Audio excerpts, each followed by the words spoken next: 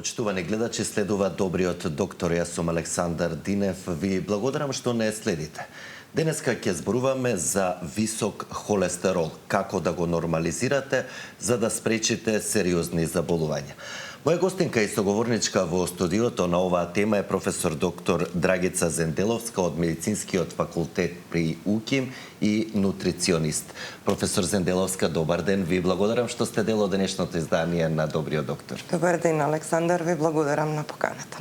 Тема доста актуелна, која речиси сите нас не засега, може би повозрастните повеќе ќе објасниме во текот на разговорот, меѓутоа сите правиме крвна слика, крвни анализи и холестеролот е составен параметар на секоја биохемиска анализа. На почеток, што представува холестеролот?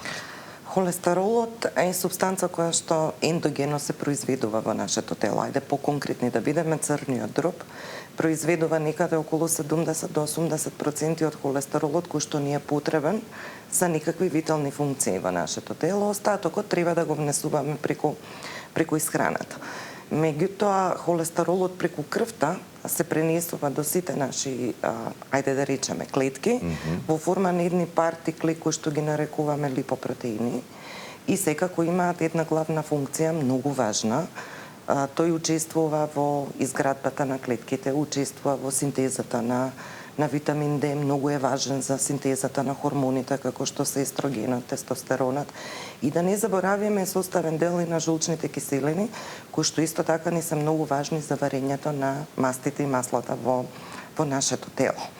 Меѓутоа, како што напоменавте на самиот почеток, тој е липиден профил, е секогаш составен дел од биохемиските анализи кои што ги правиме и треба да знаеме која е добрата страна на холестеролот и која е лошата страна, како една паричка со две лица. Така е, веќе кога сме кај тој момент ЛДЛ, ХДЛ, што значи добриот, што значи лошиот холестерол и дали секогаш треба да се гледа вкупната вредност на холестеролот, меѓутоа во комбинација и со останатиот многу битен параметар во однос на липидите, триглицеридите. Така е. Генерално вкупниот холестерол би можеле да кажеме дека е збир од добриот и лошиот. Или ајде уште поточни и поконкретни да бидеме. Од вкупниот холестерол, ако ја извадиме вредноста за ХДЛ, тогаш останува вредноста за останатите под наводници лоши холестероли. А добриот холестерол или ХДЛ-от е нешто кое што практично не штити од создавање на плаки во нашите артерии, кој што знаеме и предуслов за создавање на атеросклероза, која што понатаму може да доведе до некои сериозни заболувања, дали тоа ќе биде срцев удар, мозочен удар, периферна артериска и така натаму.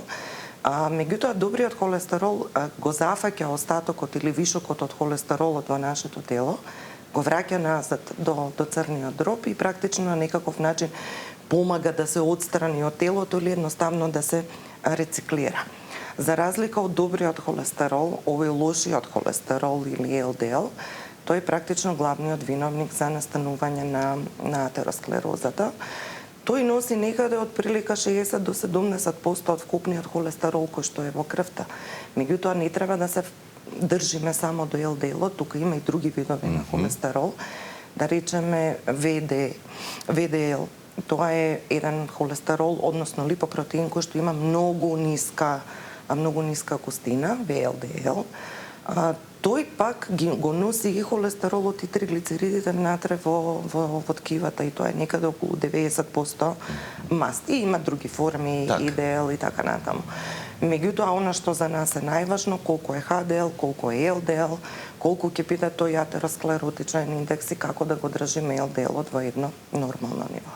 Да, меѓутоа, голем број на граѓани се соочуваат со покачување, односно со висок холестерол.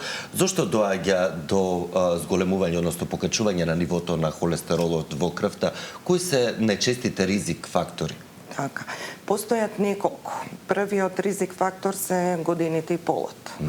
Најчесто како стариеме, нашиот метаболизам е успорен и практично со годините доаѓа до покачување на лошиот холестерол. Меѓутоа, исто така е многу важен полот.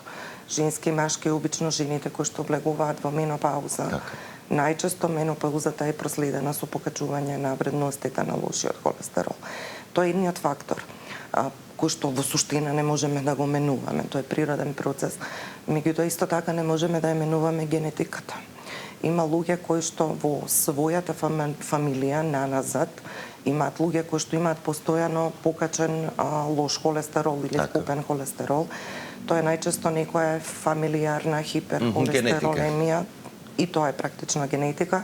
Меѓутоа имаме и луѓе кои што се носители на генетска варијанта ApoE4 и кај нив континуирано е покачен холестеролот. Она другото, како фактори на ризик, зависи од нас. Пред се исхраната. Ако имаме исхрана која што е оптеретена со заситени масти, со процесуирана исхрана, со брза храна, со многу шекери во исхраната, па тука ако имаме и да речеме намален внес на особено растворливи влакна, значи не јадеме доволно зеленчук или овошје, во таква ситуација е зголемен ризикот за покачување на лошиот холестерол. Да го напоменеме стресот. Стресот е многу важен, затоа што во суштина кога сме по долго траен стрес доаѓа до лачење на кортизол, а кортизолот е хормон кој што го тригерира производството на холестеролот. Исто така овде сега доаѓа и алкохолот, доаѓа и пушењето, да не ги заборавиме употребата на лекови, особено луѓето кои што користат стероиди и бета-блокатори, исто така имаат покачен ЛДЛ холестерол, така да имаме повеќе фактори на ризик кои што генерално влијаат на липидниот профил. Во однос на храната ќе се осврнеме малку по-конкретно, меѓутоа да дадеме предности на прашањата од нашите гледачи. Веќе имаме тројца гледачи на линија. Почитувани во програма сте, повелете. Добар ден. Дали се слушаме? Добар ден. Режија ве молам наредниот гледач на редната линија. Ало? Добар ден, во програма сте, повелете. Добар ден. Ве слушаме, во програма сте. Поздрав до емисијата до докторката. Сакам да поставам едно прашање.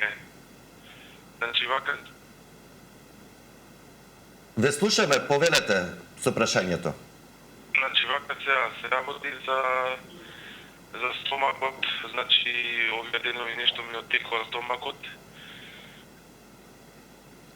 Значи, вака сега ми оттекува стомакот, се работи за цевата, не ги слушам, ми оттекува нешто стомакот и проблем имам, не знам, може да е од холестеролот, може да е од... Би сакал да прашам докторкава што треба да направам да спадне стомакот, имам гасови, за тоа сакам да прашам.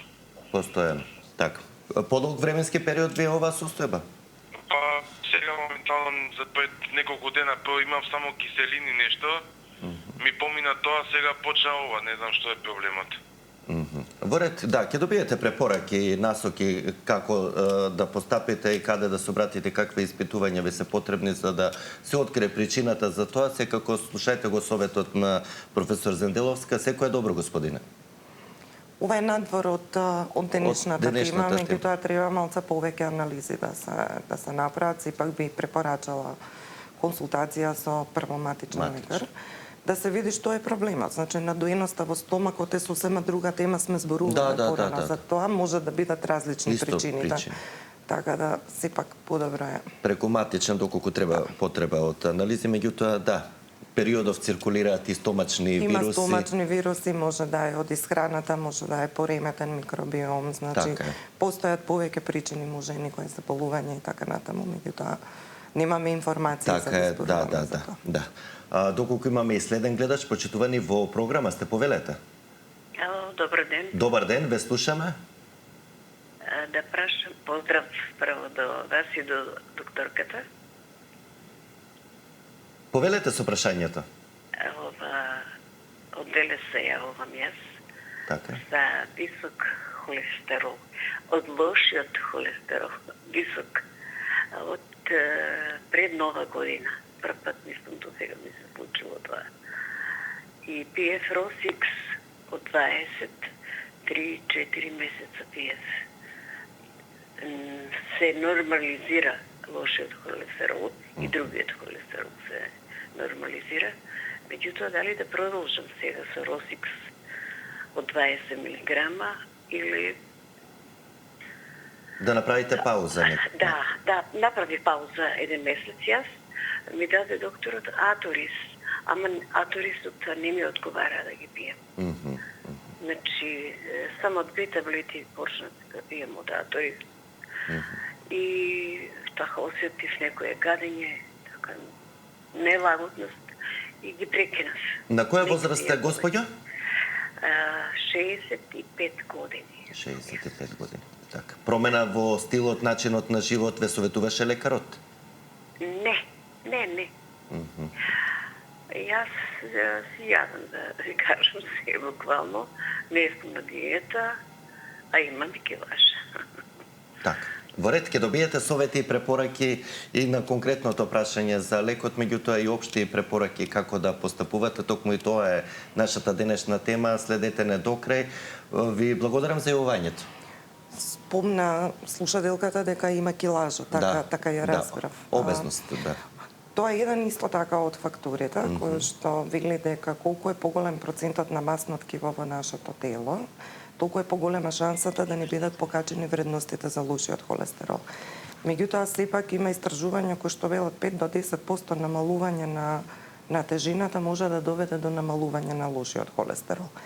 Не можете да се сведете само на пиење лекови, а да не правите никаква промена во вашата исхрана, и сега ќе го објасниме малце по-детално тоа. Затоа што во суштина лековите кои што се користат за намалување на холестерол може да бидат различни.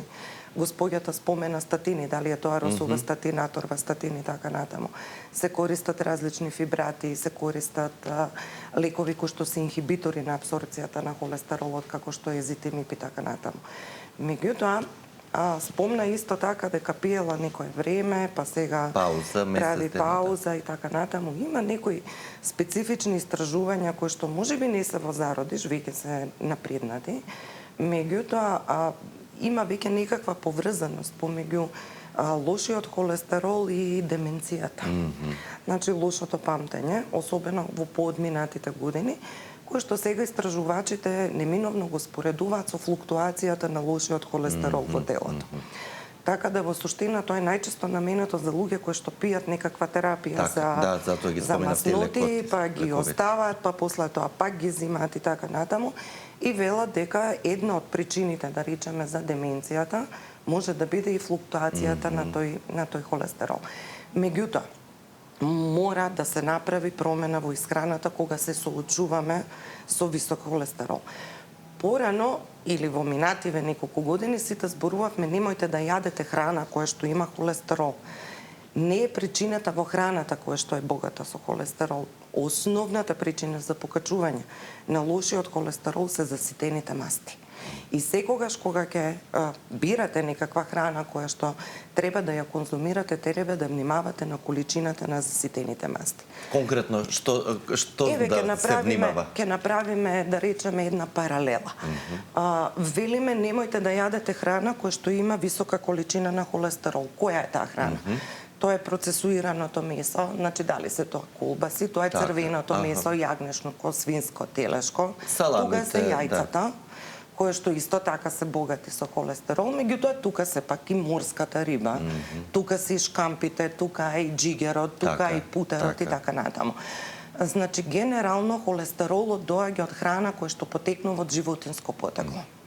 Меѓутоа, не секоја храна која што е со висок холестерол треба да ја забраниме, затоа што во суштина не значи дека ако има висока содржина на холестерол, дека имаме и висока содржина на заситени масти. Многу е различно. Еве да речеме јајцата. Така. Едно јајце, да речеме, со некоја средна големина, има некаде заситени масти околу 1,5 до 1,6 грама. Тоа не значи дека вие, ако имате проблем со висок холестерол, дека вие треба да ги оставите јајцата на страна и да не ги конзумирате. Јајцето има многу високи нутритивни вредности. Има и холин во таа жолчка, кој што во суштина ни помага заради меморијата, заради расположението. Има B12, има витамин D, има холин внатре кој што е многу важен. Меѓутоа, ако сега земеме, да речеме, една кобасица свинска, која што е, да речеме, од прилика тежи 80 грама, и ја споредиме со джигер, кој што исто така е 80 грама. Значи, внимавајте, рековме дека холестеролот се создава во джигерот и рачунаме дека кога ќе готвиме джигер, ние би требало овде да имаме голема количина на холестерол. Меѓутоа, ситуацијата не е таква. Да речеме, кај црвеното месо, кај процесуираната храна, како што се саламите и кубасиците, холестеролот се мери во грами. Значи, имаме 81 грам и така натаму, меѓутоа за ситените масти се 9 грама. Од прилика, 6 грама од прилика. Меѓутоа, кај джигерот ситуацијата не е таква. Тука холестеролот е 500 милиграми и имаме, да речеме, некаде 3 грами за ситени масти. Значи, можеме да бираме храна која што има висок холестерол, меѓутоа за ситените масти треба да бидат ниски. Еве ќе споредиме со шкампите, например, една чаша шкампи има од прилика околу 200 милиграми холестерол, меѓутоа за ситените масти се 1 грам. Така да во суштина не велиме ние дека шкампите се лоши ако имате вие проблем или не треба да ги јадете, или масна риба не треба да јадете ако имате проблем со високиот холестерол. Путерот, една лажичка путер има 31 грам од прилика. Сега ние зборуваме, не треба да се фатиме точно до овие бројки, различни производители, нели имаме декларации, различна содржина и така натаму. Меѓутоа, холестеролот е 31 грама, ама во една лажичка имаме некаде околу, да речеме, 7 грама за ситени масти. Исто тука треба да ги спомнеме и храната која што нема холестерол. Еве имате храна која што е не е од животинско потекло, туку е од растително потекло, ама немаме холестерол, а имаме висока содржина на заситени масти. Тоа е полошо. Значи, тоа исто може да направи проблем со покачување на лошиот холестерол. Тука се да речеме палминото масло или да речеме кокосовото масло, каде што во суштина вие немате холестерол, а имате заситени масти.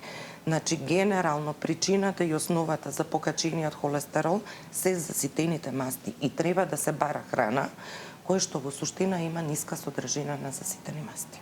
Убаво објаснето. И преку примери, навистина, доколку имаме и следен гледач, почитувани во програма, сте повелете. Добар ден. Дали се слушаме?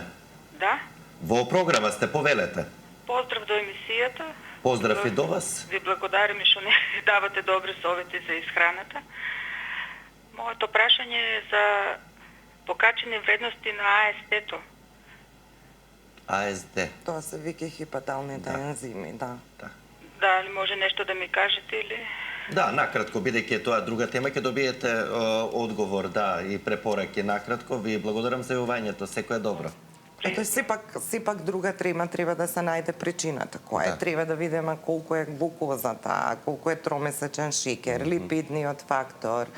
Изолирана вредност покачена на еден ензим сега во моментот апсолутно ништо не значи. Треба да се види целиот панел за да се дадат повеќе параметри да се споредат. Така. Доколку имаме и следен гледач, почитувани во програма, сте повелете. Добар ден. Добар ден, ве слушаме. Голем поздрав од Битола до професорката и до водителот. Поздрав и до вас. Многу ви благодарам што поканивте ваква личност. Ме интересира, имам син на 39 годишна возраст. Тој е спортист човек, што се качува на антена во Битола, оди во планините и така натаму. Меѓутоа, имаше од ова бактеријата пилори. И му дадоја за ова бактеријата, која се викам, пилори ја викат, не знам. Хеликобактер пилори. Хеликобактер имаше, му дадоја терапија, ја пиеше, да речам, 2 недели, и после тоа направи крвна слика по известно време, и му најде покачен холестерол 8, а и ова, и шеќерот 6,8. Тој никогаш немаше такво нешто. Спортист дете е. Цел век спортува и многу внимава на исхраната исто така. Многу ви благодарам, ја поздравам професорката, многу ми е било. Имате ли диабетичар некој во фамилијата? Да, се исклучи гледачката, да. Значи, активноста е исто така еден од важните фактори за одржување на нормално ниво на холестеролот. Овде може да е причина исхраната. Вие имате голема активност, меѓутоа многу зависи како се храните. Честопати сме зборувале за тоа како исхраната кај луѓе кои што имаат зголемена физичка активност е сосема поинаква од исхраната кај луѓе кои што немаат токава физичка активност. Сепак јас би пробала овде да се промени начинот на исхрана. А можно ли е после таа терапија за конкретно за ешерихија коли да дојде до зголемување на обично се користи трипла терапија, обично одат антибиотици и така натаму. Сега пак немаме податоци што е се дадено и така натаму. Значи не ја знаеме целата ситуација реално за да можеме да даваме совети, многу е неблагодарно вака. Така. Него да се вратиме на холестеролот. Да се вратиме на холестеролот, да. Има ли симптоми некои знаци кои може да укажат уште пред да направиме крвна слика дека можеби имаме покачен или пак висок холестерол? Многу ретко. Покачениот холестерол не дава некакви симптоми. Меѓутоа, ако е навистина многу покачен и тоа трае подолго време, може да даде од прилика 2 симптома. Најчесто имаме депозити во очите, каде што окото изгледа како да ви е од повеќе бои, или пак може да се случат депозити под површината на кожата, обично во пределот на раката и на рацете и на ногата, на колената. Така да, меѓутоа, најчесто е пропратен без никакви симптоми. Она што треба да го кажеме е дека некаде од 15 до 25% од светската популација спаѓа во групата на респондери. Имате луѓе кои што кога ќе јадат храна која што е богата со холестерол, доаѓа скоро до 3 до 4 пати покачување на лошиот холестерол. А останатите луѓе не се респондери, значи практично не реагираат на храната која што е богата со холестерол. Така да исхраната е еден од главните фактори. Она што треба да се прави е практично да се вклучува храна, затоа што знаете како Александар, нашето тело си има своји механизми. Да. Кога вие внесувате многу холестерол, практично телото може да изреагира, да ја намали абсорбцијата на тој холестерол или пак да ја намали ендогената продукција на холестеролот и на таков начин да може да ги држи вредностите во нормални граници на холестеролот. Меѓутоа сите ние сме различни. Така е. И знаете дека секогаш препораките треба да се персонализираат зависно од потребите на клиентите. И тоа е улогата. Особено е многу важно кога имат повеќе болести, кога имаме сега диабетичар или имаме некој кој што има метаболен синдром, хронични. И други, тука треба да бидеме прилично многу внимателни какви препораки ќе дадеме. Не е поентата, например, има една диета која што е многу непозната, тоа е портфолио диетата која што американците многу често ја користат кога станува збор за висок холестерол, каде што се исклучени сите животински производи, повеќе ставен акцент на растителните влакна, на ставен акцент на исклучени се млечните производи, се е исклучено. Меѓутоа, сепак во изминативе години поголем акцент се става на даш диетата и на медитеранската диета.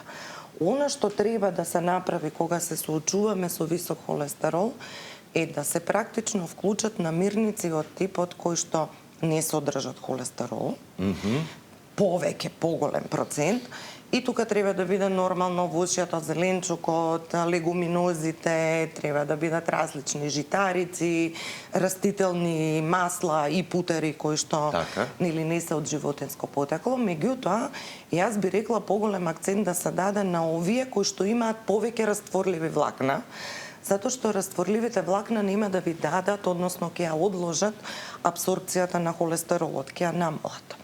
И на таков начин ќе вклучиме, да речеме, јаболка, или ќе вклучиме овесни снеголки, или да речеме ќе вклучиме зелени лиснати зеленчуци, особено спанаќот кој што го имаме кај нас на пазарите, е еден од најбогатите кој што има такви растворливи влакна и кој што ќе ја спречат абсорбцијата на холестерол. Но да не се јаде во комбинација со кисело млеко. Тоа од минатиот пат. Тоа е заради железото. Да. Значи, секогаш тие имаат и стероли, значи да се разбереме, имаат богати се со доста минерали и така натаму. Леќето не смееме да ја заборавиме, таа е богата практично со такви растителни влакна, растворливи влакна кои што може да ја забава таа апсорбција на холестеролот. Така да треба да бираме такви некои намирници кои што во суштина нас ќе ни донесат нешто позитивно. Да речеме лененото семе не е непознато кај нас.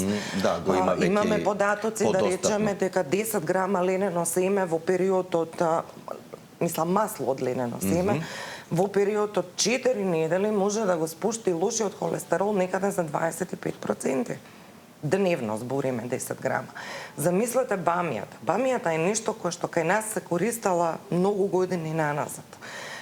Надвор во светот бамијата се користи дури во прав за намалување на лошиот холестерол. Особено пак ако имате и диабет, имате покачено ниво на триглицериди, кои што во суштина се енергетици за нашето тело. Меѓутоа, исто така можете да користите бамија за да можете да го намалите лошиот холестерол. Значи, имаме повеќе точки по кои можеме ние да внесуваме и омега-3, можеме да внесуваме полинезаситени масни киселини, дали е тоа маслиново масло, окей, авокадото навистина има незаситени масни киселини кои што го намалуваат ЛДЛ-от, меѓутоа да речеме, поскапа храна, не мора да го бираме авокадото, можеме да бираме риба, можеме да бираме ленено семе, можеме да бираме спанак, можеме дури да правиме комбинација од орис со леќа, кој што е исто така добра комбинација за намалување на лошиот холестерол. Имаме повеќе начини кои што можеме да ги избереме за да можеме да го намалиме лошиот холестерол. Ќе проговориме за тоа околу временскиот тајминг што најчесто ги интересира граѓаните, но пред да продолжиме за ризиците, да дадеме предности на уште еден гледач со неговото прашање. Почитувани во програма сте, повелете. Ало, добар ден. Добар ден, ве слушаме. Јас имам 74 години. Така. И сум на терапија за холестерол. Така. Моментално сум Росфера 5 милиграми. Пред 2-3 години ми помина холестеролот општиот холестерол преку седмица и ми упатија на интернист. Таму не ми испитаа лош добар холестерол на основа на податоците од матичниот општите. Веднаш ме стави на терапија, ми даде Аторис 10 милиграма. Уште првата недела, кога почнав да го пијам Аторисот, јас уште веднаш приметив пржење во мускулите, печење, болки. И после месец-два отидов кај матичниот, се пожалив и ми препиша Росфера од 5 милиграми. Сега, тоа пржење престана, меѓутоа тие болки и понатаму ги имам и се уште ги имам, 2-3 години, многу ме болат мускулите. Од други диагнози имам спондилоза и имам остеопенија. Па сега имам вратна спондилоза. Ми ги препишуваат тие болки од спондилозата, као и сега баш овој месец ќе имам на 26 на клиника преглед и мамографија правев. Ќе имам за остеопорозата преглед и советување, меѓутоа мене мускулите многу ме болат од тој момент. Дали постои некоја терапија? Јас ли сум исклучок или можат да влијаат овие лекарства на мускулната? Другите болести кои ги споменавте, ви благодарам. Да, накратко ќе добиете и вие совети, препораки, краток одговор на вашето прашање со оглед на тоа што станува збор за малку посложена здравствена состојба. Тоа е познат несакан ефект на статините, така да оно што треба да го направи господјата е да појде кај интернист, да ги каже симптомите и се надевам дека ќе се најде промени терапијата, апсолутно. Како што реков, може да се користат други типови на лекови, може фибрати, може да се користи езитимиб, кој што е инхибитор на апсорбцијата на холестеролот. Не секој лек исто делува, така е. Апсолутно, тоа се познати несакани ефекти на статините. Болките во мускулите. Истото тоа може да се случи дури и со некои природни препарати кои што ги користиме за намалување на холестеролот. Така да, еве, например, да напоменеме Red Yeast Rice. Значи, тоа е исто така познат во кинеската традиционална медицина или црвен ориз. Како готи да го кажеме, што се користи за намалување на холестеролот. Тој во него содржи моноколин К, кој што во суштина е статин, тоа е ловастатинот, така да Понекогаш може дури кога е природен препарат во прашање да се појави таков несакан ефект. Значи болки во мускулите, намалување на мускулната маса како процент и така натаму. Најдобро е консултација со интернистот, да. Апсолутно. Докторка, споменавте еден момент за 4 недели 25% од вредноста, покачената вредност.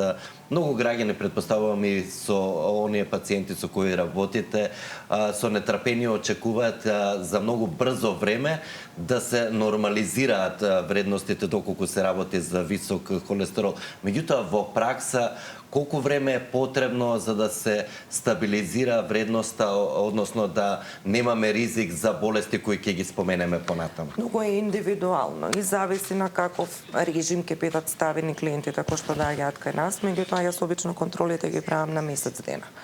Така да во суштина првите резултати од промената ги гледаме после месец дена. Можеби тоа е многу порано, меѓутоа нема логика да се буцкаме и да правиме такви чести контроли. Оно што треба да се види е какво влијанието на храната врз липидниот фактор и тоа е тоа што треба да го пратите. Дали ќе имате некој клиент кој што е респондер или е нон-респондер на различни типови на храна. Меѓутоа, секогаш кога се збори за висок холестерол, оно што треба да се направи е практично да се намали храна која што е со заситени масти. Така е. Тоа треба во суштина да го прави добро обучен нутриционист. Препораките генерално се, вие треба да го знаете кој е базалниот метаболизам на лицето со кое што работите. Треба да знаете кои се неговите дневни потреби во однос на калории. И ако овде имаме покачен холестерол, тогаш треба да му направите исхрана во која што да речеме максимално заситените масти би биле 10% од тие калории кои што он треба да ги консумира во текот на денот. Многу е неблагодарно вие да го оставите тоа да го прават самите клиенти, да сметаат дома, па да го прават на дигитрон и така натаму. Не се уки како што се вели народски. Апсолутно, и затоа кога ќе имаме диета стриктна која што е практично насочена за намалување на холестеролот, од професионалец. Секој обучен нутриционист треба да си ги пресмета на страна и заситените масти, и незаситените, и полинезаситените масти, и грамажата колку ќе оди, дали ќе оди едно јајце, две јајца, дали ќе оди риба или леќа или не знам што, сето тоа треба да се пресмета во едни рамки, не само во однос на мастите, него и во однос на протеините, и во однос на шекерите и така натаму, за да имаме една задоволителна диета, за да можеме да добиеме брз резултат. Но и да се даде препорака колку минути физичка активност согласно состојбите, затоа што едното со другото одат во комбинација. Заедно, да. Оди заедно. Обично луѓето секогаш прибегнуваат и полесно е да се каже. Нема да направам промени во исхраната, меѓутоа ќе зголемам активноста и ќе си земам нешто на природна база. Во кинеската медицина го кажавме црвениот ориз, меѓутоа многу често на пиедесталот број 1 стои берберинот. Кај нас има погрешни информации дека берберинот е само за шекер. Берберинот е исто така за намалување на лошиот холестерол.